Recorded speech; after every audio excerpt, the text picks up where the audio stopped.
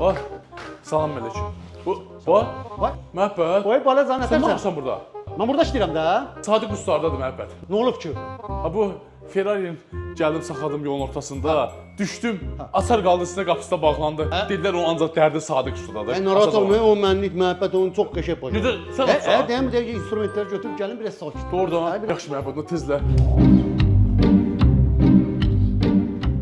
Balaca, Ay, gəd alın. bax.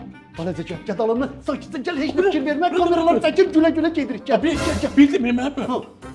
Buraya baş otağımıza, başı yarıma geçdin sən. Yarımaqlı maşın belə sınırlardan, nə qabaqlara bax, bir kamerada yox, indi hər yer kamera, gəlin üzünü gizlədəsən. Ha bir də bildi mi? Ha. Bu lom nədir? Qoy qassa məhəbbət.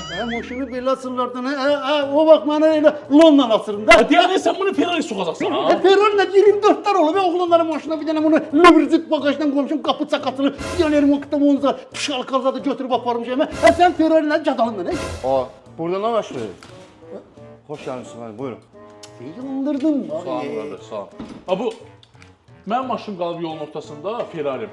Açar dəstə, qapısı açılmır. Gəldim bura Sadiq ustaya məhəbbət de ki, mən qapını açacağam lomla. Lomla qapı açılar, hansı dövrdür? Bizim açar aləmimizdə, qardaş, təzə texnologiya ilə istənilən maşının qapısını səliqəli şəkildə açmaq mümkündür.